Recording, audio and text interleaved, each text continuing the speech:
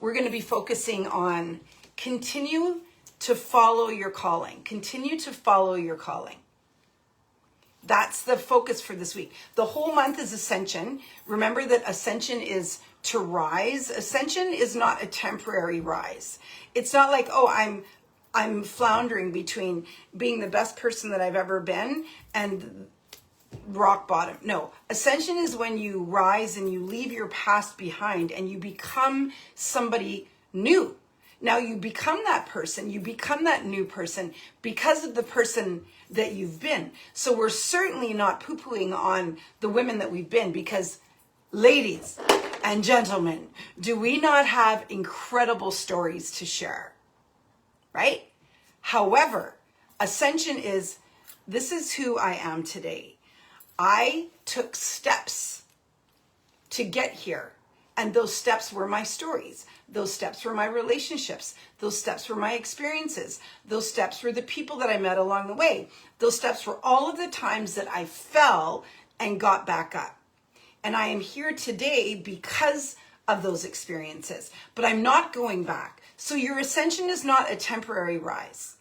Your ascension is the level that you move to next, that you stay at. And I want to emphasize the fact that it's not the going back and forth. The ascension is the permanent moving toward who God has called you to be.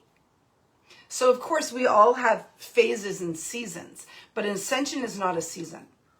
It's not a season. And so this month, because we're focusing on ascension, I thought this week would be a perfect time, because we're coming up to the end of the month, to talk about and to encourage you and to move you to continue to follow your calling. I have too many conversations with women who still feel like they don't have a calling on their life. And it's just not true. But there's a possibility that you haven't opened your heart to the idea that you might have to make some big changes in your life in order to live in that calling. So what I thought I would do this morning is walk you through a little bit of my journey so that you understand that when we're ascending, when you're stepping into your calling, there's a really good chance that you're going to take several steps that might look like big steps or feel like big steps in the moment. But when you back off later on, you're going to be able to see that it was just one step in the staircase. It was just one step in the staircase, but it feels so huge in the moment. So I basically was lost until I was 40. And I'm not even kidding you. No, till I was 30. It took me 30, you guys, I was the epitome of a late bloomer. I had no idea what I wanted to do when I grew up until I was 30. And then when I turned 30, I thought I better get my poop in a group. Hi, Roy Ellis. Good morning, Andrea Saunders. Hey, Shay. And by the way, I want to say hello to, wait a minute. I want to say hello to Jonah and Thomas and Timothy. Is it Timothy? Wait, I wrote them down. Where did I write it? I wrote it here, I think. One sec.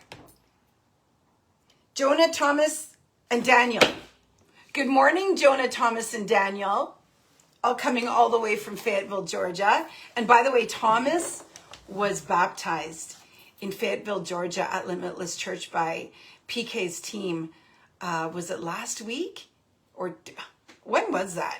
I don't even know when that was. So I want to say hi to the boys because I love them. They are the sons of Sarah, who does my social media. And I told her, I said, I'm going to promise to say hello to the boys. Okay. They said good morning. Yay. Hi, boys. I love you. We have a really great picture floating around somewhere of me with them. Yeah, it was at the conference. Well, no, I know it was at the conference, but I just couldn't remember. Was that last weekend? I think it was. Time flies. They're such sweethearts. So up until the age of 30, I really didn't know what I wanted to do with the rest of my life.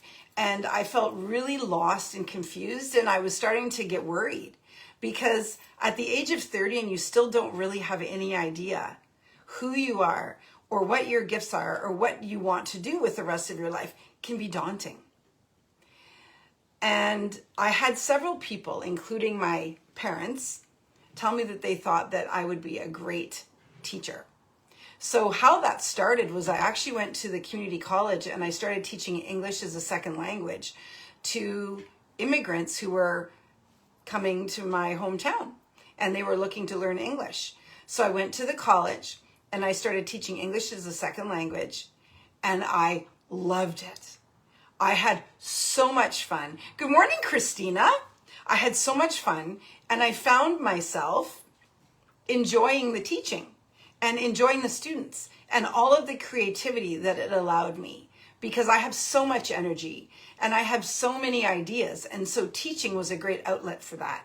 So I went to the Faculty of Education here in Thunder Bay and I got my teaching degree and I became a high school teacher. And I taught high school for 10 years. All right. Now, I taught high school for basically 2.5 years in my hometown here in Canada. But what happened was that there were no full-time teaching jobs available. The only teaching jobs that were available were the teaching jobs that meant that you would be at one school for half a day and then another school for a quarter of a day and then another school for a quarter of a day. And I thought, I don't want to do that. I don't want to be pushing carts around in different schools where the kids don't know me, because that's hell on wheels. Kids are not fun when they don't have a relationship with you. They don't respect you. They don't want to learn from you. And I certainly didn't want to be driving all over the city just so that I could have a full-time job. So it was a good time for me to travel. I hadn't traveled. I hadn't really seen it much of the world. And so I went to an international job fair. So now I'm 31. I went to an international job fair and I got an offer in Costa Rica and I got 2 offers in Mexico. And I took one of the offers in Mexico, mostly because it was going to be easier for me to get my dog to Mexico. This is how I made my decision. It was going to be easier for me to get my dog to Mexico than it was for me to get my dog to Costa Rica. So I took a job in Monterrey, Mexico at Instituto San Roberto. And it was a private school that was owned privately by wealthy families in the community. And I was there for 3 years. Then I came back home to Canada for a little bit. And then I thought, I miss the weather. I miss my people. There weren't any teaching jobs here. And I went back to Mexico, back to Monterrey, because I had friends there who had moved to another school. And they said, hey, there's a full-time position here, a long-term occasional. Get your butt here. So I went back to Monterrey, Mexico, and I was there until 2010. And then in 2009, so back up 1 year, while I was teaching there, I'm sharing with you my career timeline. I was going to be turning 40. May 22nd, 2009. I was turning 40. And I had never been married. I'd never had children. I'd never had any big celebration of any kind. And I thought to myself, I want to do something exciting. I want to do something really different, something really fun, something really unique for my 40th. And I used to watch on TSN, which is the sports network, women in bikinis and 4-inch heels doing fitness competitions. And I thought, I would love to do that. I'd love to be able to get my body into one of these little bikinis that's about this big. And I actually didn't think I could do it at the time. But I went to a gym and I knew the trainer there. This was in Mexico and I was still teaching. So this was just something I was going to do for myself for my birthday. And I said to him, I would like to, and I said all of this in Spanish, I would like to compete. I'm turning 40. I want to be able to compete by my birthday in a fitness and bikini competition. Do you think I can do it? And he said, absolutamente. And so I hired him as my trainer. And that was 3 months. I had 3 months to get myself whipped into shape. Now, I've always been a gym girl, so I was already familiar with the gym. I was already pretty fit, but I did it in 3 months. And I think it was May 24th. So 2 days after my 40th birthday, I hit the stage and I took first place in this fitness competition. And I fell in love with the process of transformation. And I was 40 and people had said to me, There's no way that you're going to compete on a stage in that little itsy bitsy bikini at the age of 40. I said, watch me. That was the beginning of what became my passion for transformation. Now, of course, teaching provides transformation, but if you know high school kids, you know that they're really not there because they want to learn. They're there because they want to look at boys or look at girls. And so it was fun, but after 10 years, I thought, I'm done. I don't want to do this for the rest of my life. And so I left teaching and I started my own fitness business. Now, I was still in Mexico, so I waited till the end of the 3rd year, and then I retired from teaching, and I had like 6 more months on my work visa. And I stayed in Mexico and I started a fitness business. I kid you not. So here I am. I worked at a gym. I think it was like a Gold's Gym or World Gym in Spanish. I was a trainer at this gym and I was speaking Spanish to clients who were wanting to work out. And so let me tell you, that really spruced up my Spanish. Then I opened a little fitness studio in my house, and then I started doing fitness classes in the parks with teachers who were my friends who wanted to get fit. And I launched what was at the time Sierra Madre Body Sculpt, SMBS. I wish I had kept all of the tank tops, and I do have pictures of me in my SMBS stuff. But I launched a little fitness business, and it was the beginning of a really incredible journey. Then in 2010, that fall or that summer, I think it was 2010, I moved home. Or no, 2011, I moved home to Canada. And I started my fitness business here in Thunder Bay at a gym. I was in a relationship with somebody. It didn't go well. I left and I built my own gym. Now, if you looked at my social media over the last few days, you'll see that I put up a post and I've got really short blonde hair. And the top of the post said, his last words were, "Me too. I can't wait to see you fail." That was the year that I built my gym and I left the toxic relationship. Now, he said, "I can't wait to see you fail." My gym that I built from the ground up, which was called the Gym on Park Avenue. So just remember, I was a teacher for 10 years.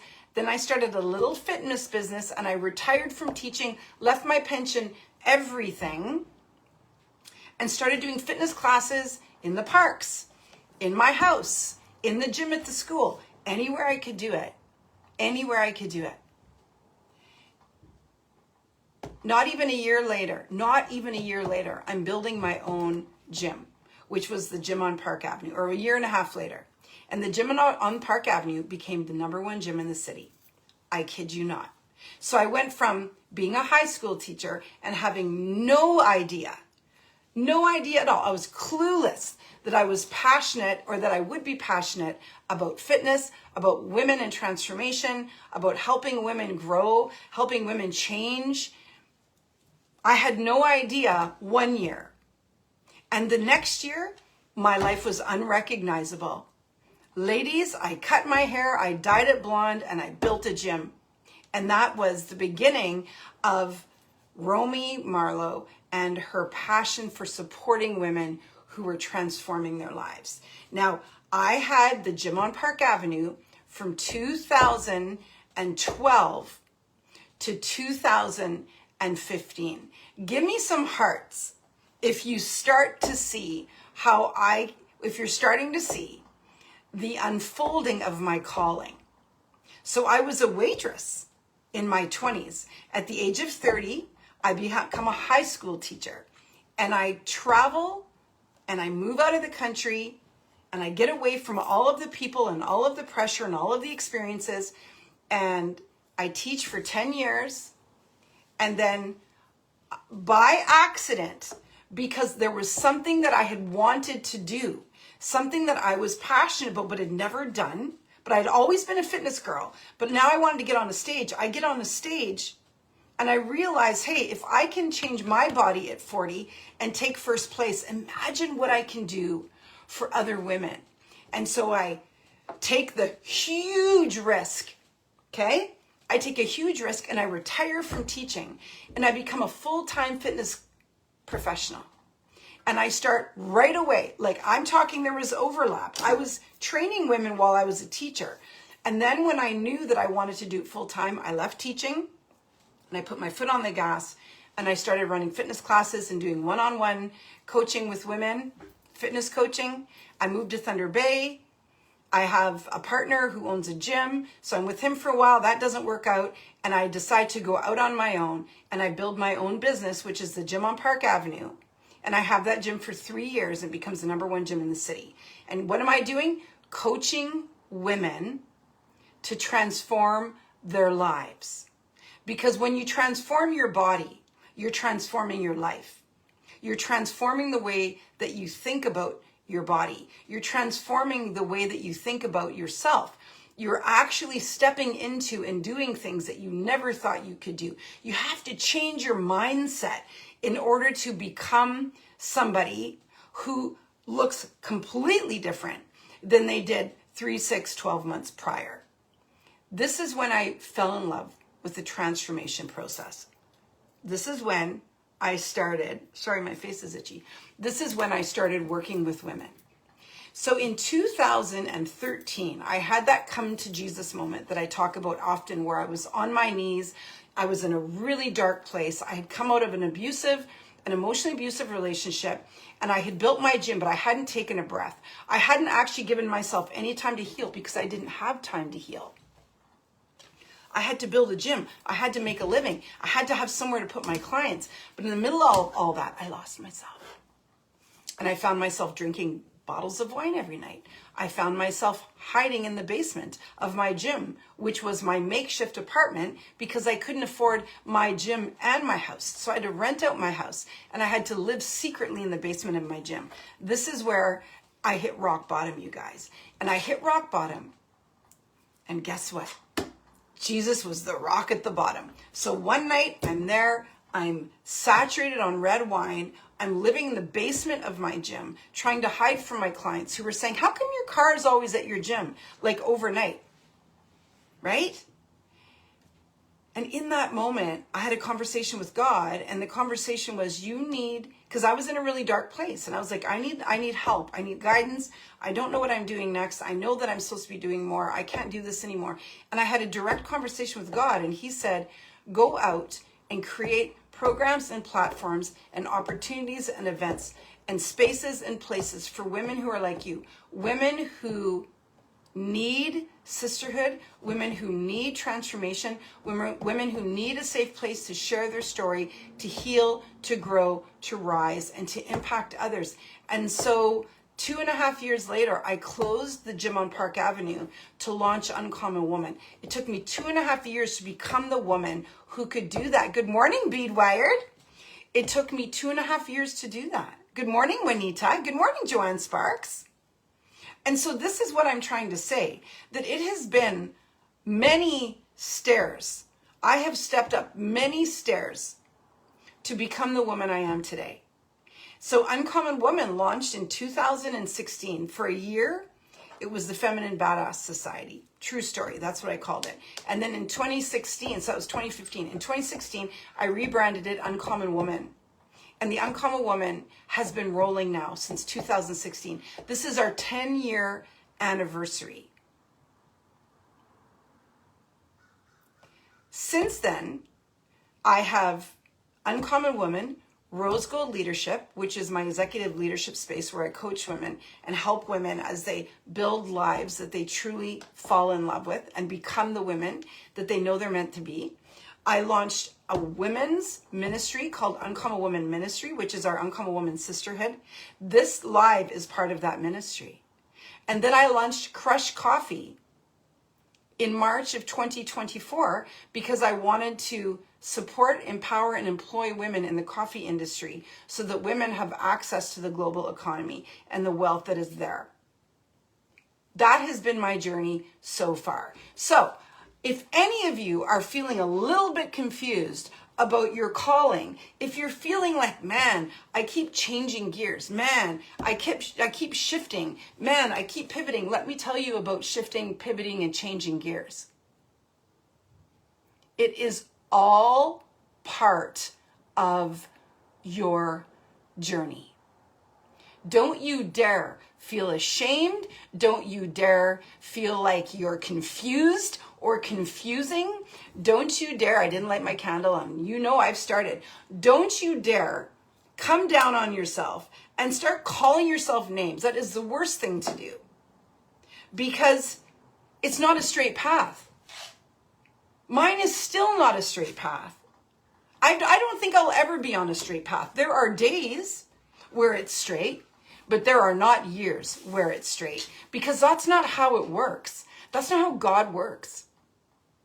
And the reality is that every step that I've taken has been a step toward the highest calling that I will ever live in.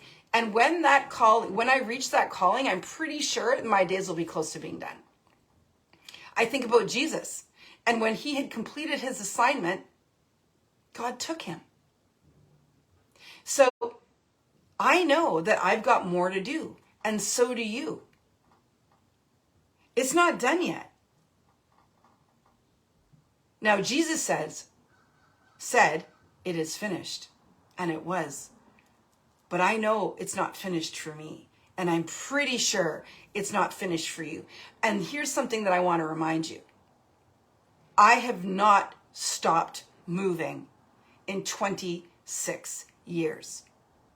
So I put up a Facebook post kind of outlining my journey today, because there are so many people who are in my community that are new, that don't know anything about me.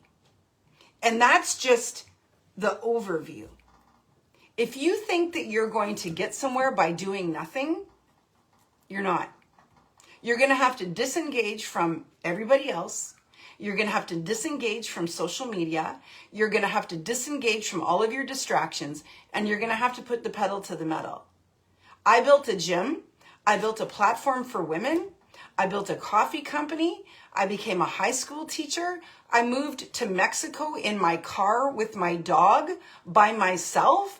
I learned Spanish. I became a fitness competitor. I became a professional fitness trainer. I've done a lot, and I didn't do it while scrolling on social media or sitting talking to people about the things I wanted to do. I did all of those things by doing them. Some people say to me, I have no idea where you get the energy. And I say, it's not the energy. It's how you use your time. So how are you using your time? If you're using your time wanting but not moving, you will never move. When I was 30, I was tired of not being in my genius, in my zone of genius. I now understand that my zone of genius is teaching and leading and guiding and facilitating and creating. That's where I thrive, is in that space. But for 30 years, I didn't give myself the opportunity or the curiosity to live in that space. So you can only sit in stagnancy, and you can only sit in the spin cycle for so long. And I knew when I was 30, you guys, I was 30, that I better put the pedal to the metal when I was 30. And that's when I started making big moves. People say to me, how do you know how to speak Spanish? Because I moved myself to Monterrey, Mexico, when I was 33. I'd never been to Mexico. I didn't know how to speak Spanish. I'd never been to Monterrey before I moved there. But I thought, if I don't go now, when am I going to go? I do feel stuck, but I keep moving forward. If you're moving, you're not stuck. Let's stop using that language. I'm moving forward, and I'm excited about where I'm going, even though I don't know exactly where it is. Use that language. That's better language. But we don't want to sit around saying I'm stuck, because you are. If you say you're stuck, you're right.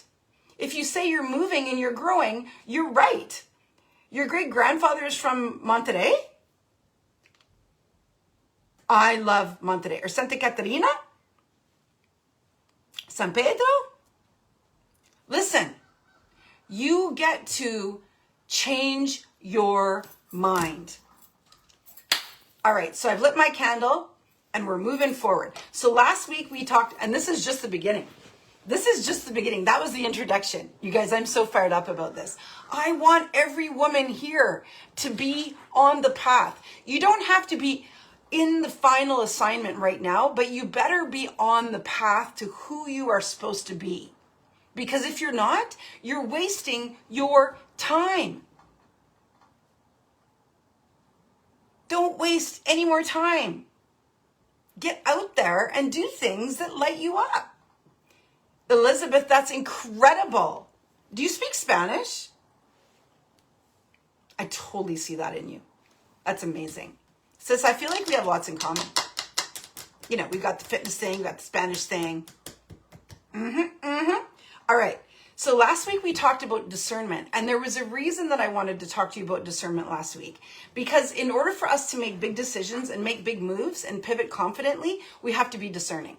We have to be discerning about our people. We have to be discerning about our communities. We have to be discerning about where we put our energy. We have to be discerning about boundaries. We have to be discerning about what we say and what we do. We have to be discerning about the gods that we, you know, if you're a God's girl, if you're in my world, there's one God. We have to be discerning about where we put our praise, right? You are not one-dimensional. What does that mean?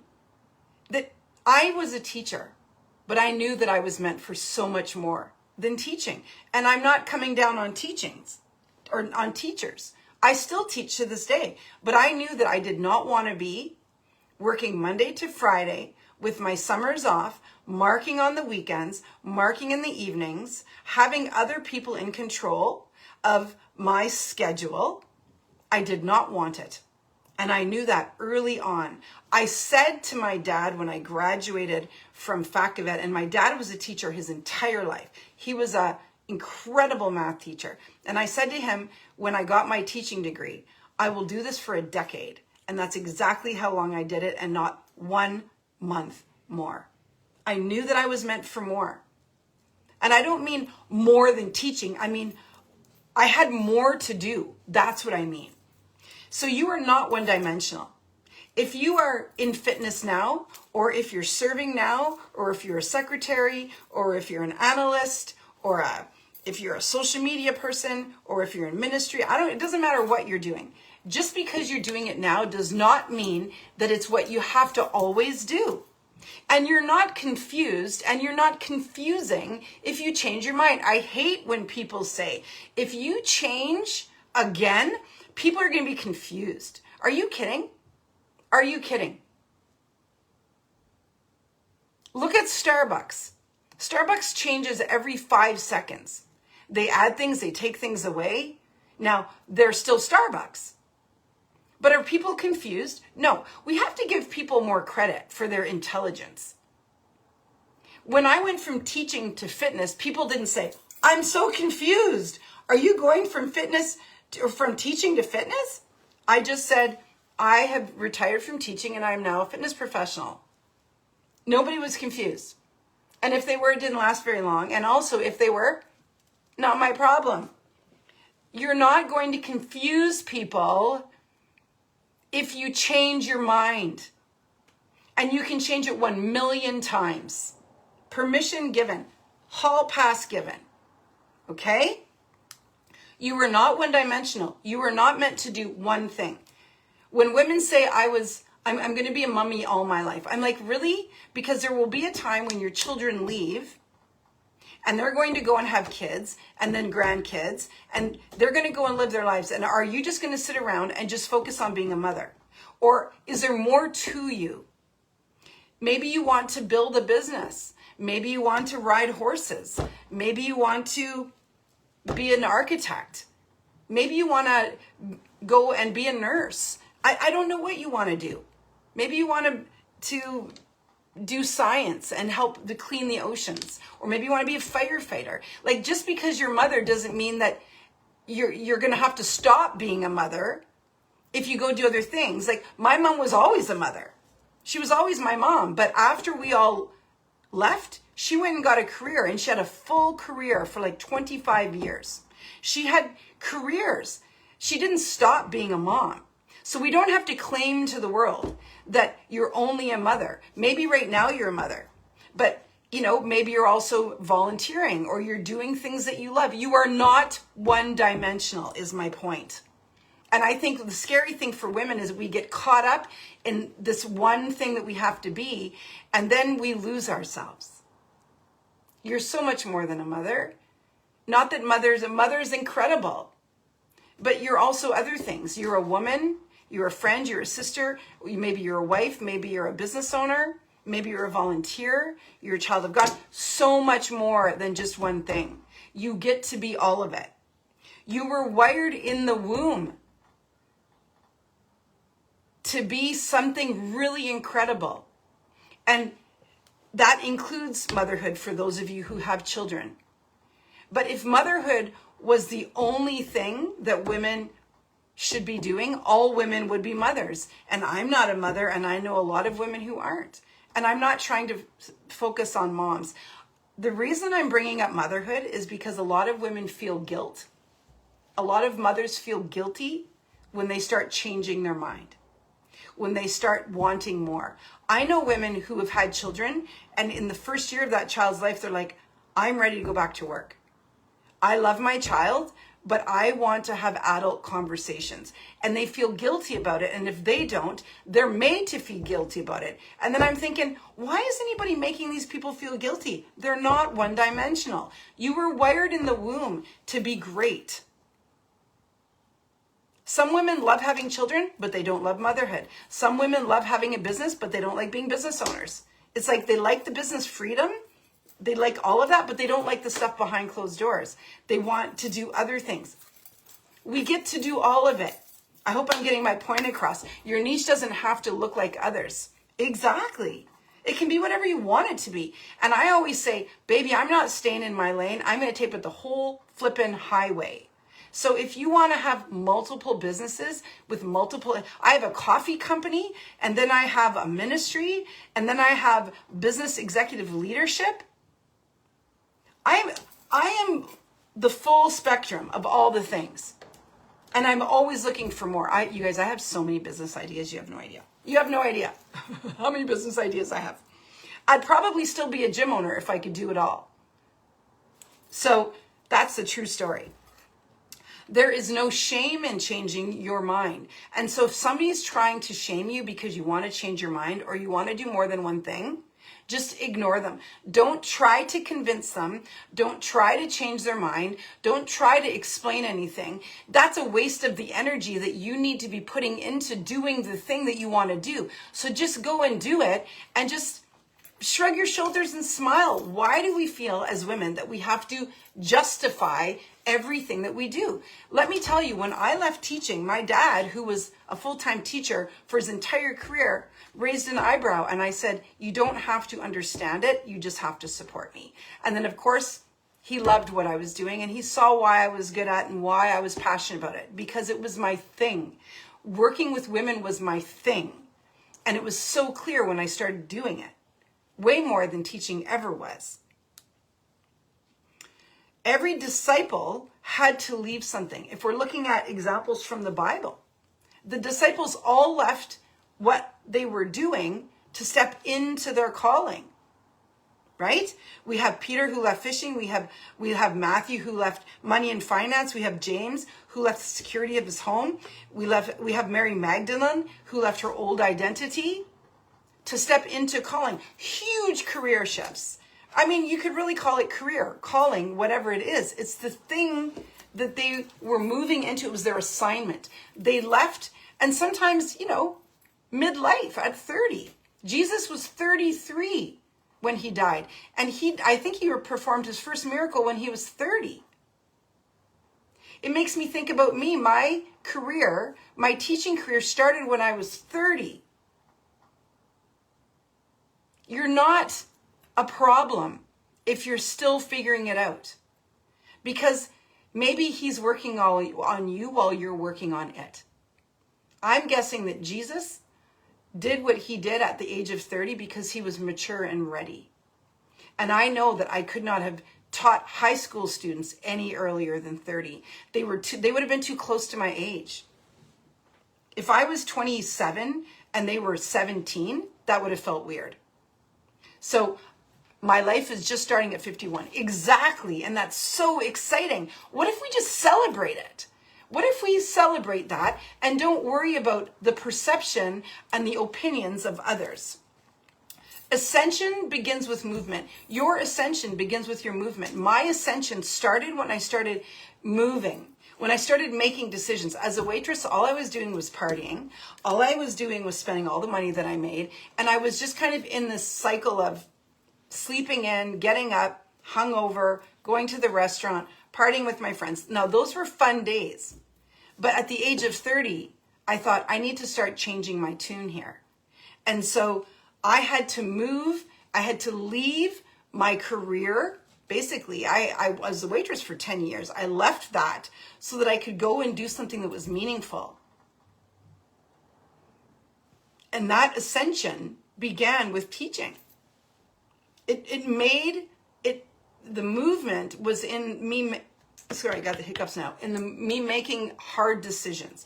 It was difficult to leave waitressing and all of that money and freedom and go into teacher's college at the age of 30. I was like the oldest person there.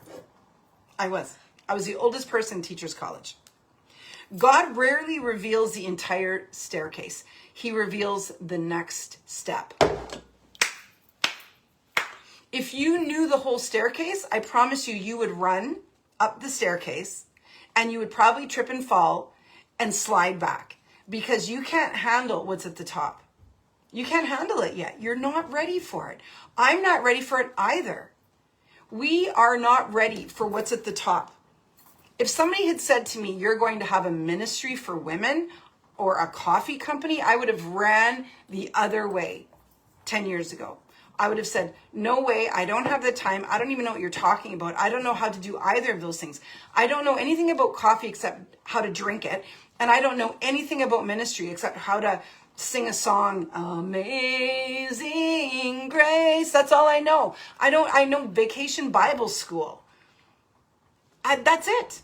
So if he shows you the whole staircase, you will not stay. So he shows you one step at a time. He shows you the next step. Baby, take this step. Just trust me. Take my hand and move your feet. One step at a time. God doesn't call us to comfort. He calls us to transformation. I remember when I'm afraid of heights, like really afraid of heights. And when I was living in Mexico, we went to this place that this artist built. It was a castle. I can't think of the name of it. And he never finished it. He built a castle for his wife and she died and he never finished it. But there was a staircase that had no end and it had no sides. And we walked up that thing and I was terrified the whole time. And I walked, it was a spiral staircase that went into nowhere. I wish I could remember the name of it. I think it started with an X. It was like Hazlittland or something like that. And I remember standing at the bottom of the staircase thinking, how am I going to go up the staircase? I am horrified of heights. There are no railings on it. And it's like a structure, like a monument. And so there's no brace at the end, at the top. Do you know what I mean? So there's nothing holding the stairs. But because he was an artist, he was able to do the math and all of the things and was able to suspend the staircase that started on the ground up into the middle of nowhere. And my friends and I walked up that staircase. And I got to the top and I just about threw up. But what happened there was that I was uncomfortable, but I was transformed because I walked to the top of that. I walked up and I went down on my butt, but I walked to the top of the staircase and I sat down on the end and I was like, and I turned around and I went back down on my butt. It was so uncomfortable. but I did it. And I proved to myself that I can do anything, even if I'm horrified. Hey, Dimitri, even if I'm terrified, even if I don't think that I can do it. That's why when I decided to become a fitness competitor at 40, I knew I could do it in my heart. That's why when I moved to Mexico with my dog in my car, I drove there by myself. Well, actually, I drove there with my boyfriend, but I drove back and forth on that highway from Thunder Bay, which is northern Canada, down into Monterrey, Mexico, multiple times by myself. It's why I built a gym. It's why I launched an online platform for women. I had no idea what I was doing, but I knew that God got me, and I knew I could figure it out. So point number 1 is Jesus never called people to stay where they were. You're not called to stay where you are. You are not supposed to dig in and stay where you are today. You want to be rooted in your faith, but you don't want to be rooted into your present circumstances. Don't get those things mixed up. Okay? Be rooted in your faith, rooted in God, rooted in your knowing, but don't root into circumstances, because what happens too often is that women get rooted into their circumstances and then they think, if I leave, I'm going to look confused. If I leave or if I change, I'm going to look flighty. Or if I change my ideas, or if I change my plan, or if I change my mind, people are going to think that I'm wishy-washy. You do you, boo. And I'm going to be the person that will be clapping. Good for you for changing your mind 55 times. As long as eventually you land where you're supposed to be. That's the most important thing. Point number 2, Jesus ascended after he finished his assignment. So if you're not dead, baby, you're not done. John 19 verse 30 says, it is finished. That was when he knew he was done. And it makes me think of my mom. When my mom was on her deathbed, the doctors came in and said, there's nothing more that we can do. What would you like to do? And she said, it's finished. She'd had a beautiful husband, 3 children who loved her dearly, 2 grandchildren, beautiful friends all around her, a great life. Spiritually, she was on fire, even though she was sick. Her assignment was done. And she basically said, it is finished. She knew that she was done. If you're not dead or dying in this moment, you're not done, baby. So don't act like you are.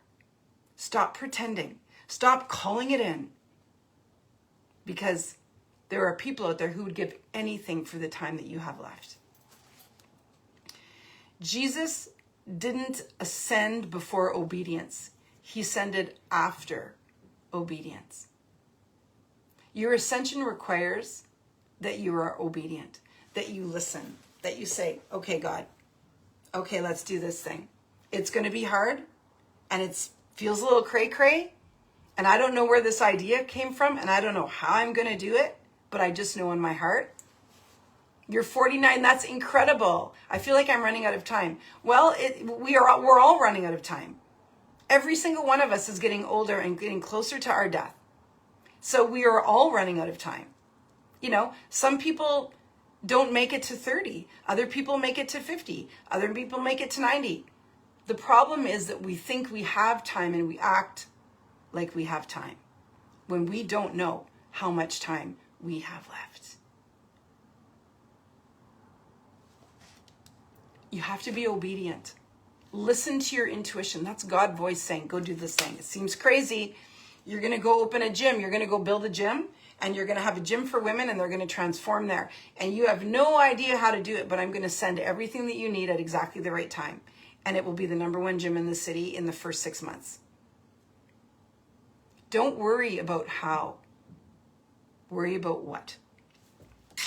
Sometimes we're praying for elevation while resisting the assignment. How many of you have felt a full-on hit to your intuition and you didn't do it.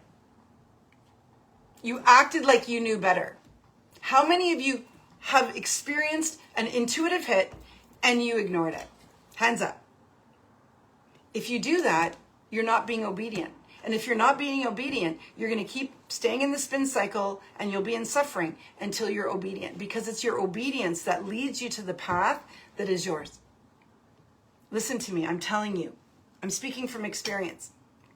And because this is what God wants us to do. He wants us to be obedient because he knows what's best for us. And our abundance is on the other side of our obedience. Write that down. My abundance is on the other side of my obedience. Am I asking God for a promotion while avoiding obedience? There's a question for you. Am I asking for clarity and a better life? But when the answers come to me, I say no. Anyone? Okay. Obedience always comes before elevation. If you want elevation, get your butt up. If you want elevation, stop acting like the victim. If you want elevation, if you're struggling with mental health, one of the first things you got to do is get your body moving. I don't care how hard it is. That's like, this is the thing, is that we think it's supposed to be simple or comfortable. No, it's not going to be, because anything that's worth doing is uncomfortable. So you decide if you want to live the next 5 years in the same place, unhealthy, mental illness, mental health stuff, crappy relationships, don't move your body. Get up and move your body. Our bodies are the temple of God. We don't own them. We're renting them. They're temporary for us. People don't like to hear it, and I'm sorry, but it's true. The hardest times in my life, I had to get moving.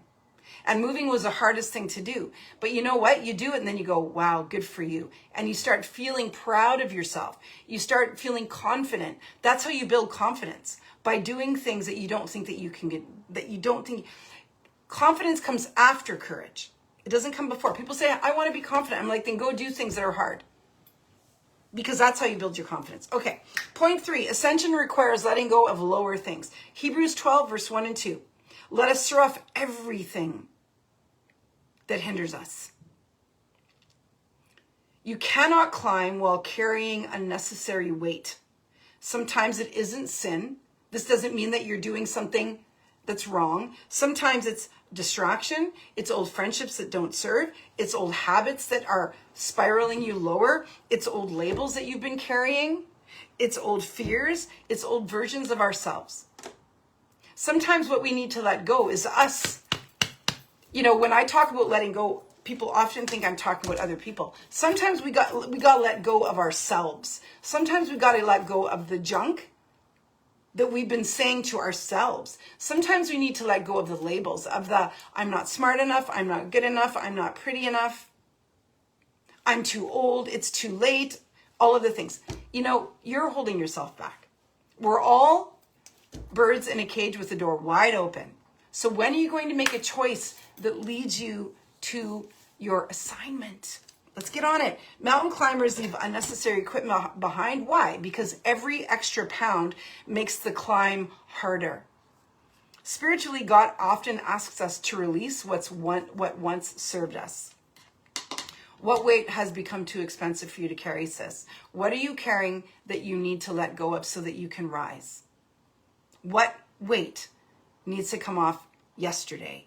Your next level requires a lighter spirit, a lighter body, a lighter soul, more depth, like deeper prayer, higher thoughts, greater expansion.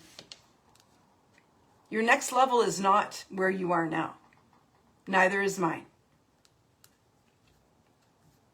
Listen, you get to ascend. You get to rise. You are not going to confuse people if you change your mind. You are not going to leave people confused and with tons of questions if you decide that you don't want to do this thing anymore. And even if you did, who cares? Women say to me, everybody's going to be confused. I'm like, and who cares? People say to me, women say to me, what are people going to say? I'm like, who cares? It's just an excuse. It's just another reason for you to procrastinate. Opinions only bring on procrastination. It takes a strong woman to plow through into her purpose and to live in her assignment. So are you strong? Are you a strong woman? Put strong in the comments if you're strong. Because if you're strong, that means you know that it's not going to be easy, and you know that it's not going to be clear all the time, but it's simple, which is the next step forward is mine. I love you, and I want what is best for all of us. I want all of us to live in our assignment. I want all of us to live lives that are fully and completely embodied in what it is that we're here to do and who we're here to be. We all get to do it. Everybody. And when you're watching people do it, just know that they're working their buns off. The behind closed doors, they're struggling. They're doubting. They have financial highs and lows. They lose people. They gain people. They're tired. All of that is part of growth. So if you see me and you think, oh, look at all the things she's done, just know that I had to wrap my body in saran wrap for 2 days in order for me to get on the stage and compete. I was miserable. Miserable. And I did it anyway. Because it was more important for me to reach the goal than to be comfortable. What are you willing to go through? See, nobody wants to hear a story about how it was easy for somebody. If you want to write a book, go do something crazy. If you want to tell your story, make it a story that people go, because nobody wants to hear the story of people where everything was easy. What do we read? What movies do we like? When it's mind-blowing, when we just can't believe that that's how it ended. So why would you want a boring life?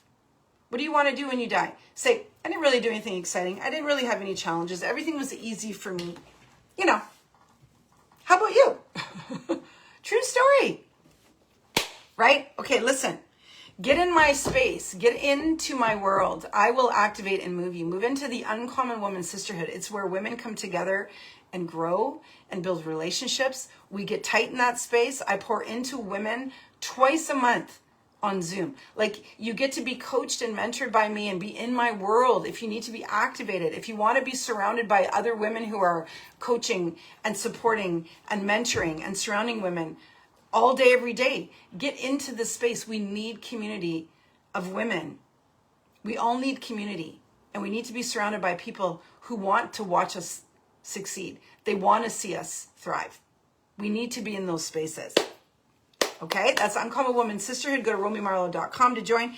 And if you're wanting support, if you're ready to move, if you're ready to shift, and you're thinking, I can't do this alone, because I didn't do it alone. I didn't even get into that part. I've had mentors the whole way. Email info@theuncommonwoman.com. That will go to Ashley, who's my assistant, and she will reach out to me, and we'll schedule a conversation. Because there are women who can't do it alone. It's not working. You've tried it and it's not working. And you just know that if you have somebody in your corner, somebody who's done it, somebody who's fearless, somebody who will push you and not lie to you. And I'm not a yes person. So I didn't say, oh, that's great. I say, that's a lie. But I'll also be your number one champion, baby. I will throw flames for you. But you got to move. You got to take responsibility for your own life. I don't handhold. I lift. Different. Okay. Thank you for being here. I can't wait for tomorrow. This week is going to be amazing. Share this out into your world. Share this. This is a good conversation for women. These conversations about doing more, not worrying about changing your mind, shifting gears, pivoting. This is what women need to be hearing. So tag somebody in the comments or share it out into your feed. Let's get this message out there, because more women need to know they are not the only ones. More women need to know that if they change their mind, other women will be in their corner. We will never tell you that you can't. We'll never tell you that you're confusing or you're wishy-washy or you should just stay in your lane. Take up the whole freaking highway, baby. Do it. I love you. I honor you. Stay uncommon. Let me see if there's anything I'm missing. God's Girl guest call is next Thursday, July 30th at 7. You can join by going to the link that the girls put in the comments, or you can go to romymarlowe.com to the Uncommon Woman, and you'll see, if you scroll down the Uncommon Woman page, there's a link where you subscribe to the God's Girl Gazette, which is the email that goes out for women who want to come into that call. Here's the caveat. You don't come into that call every month. You come into that call once to see how you feel about the Uncommon Woman Sisterhood, because there are women who are paying to be in that community. And so this God's Girl guest call is an opportunity for women to come in and check it out. And once you've been in that call, you decide, right? So we don't come into that call every month and just take advantage of that. That's not fair. Okay? Okay. All right.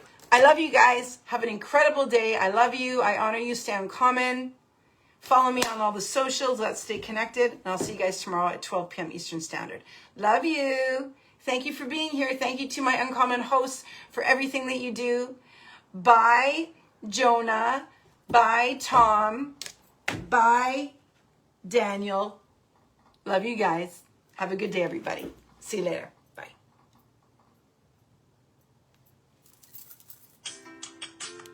Bye. See you. Bye.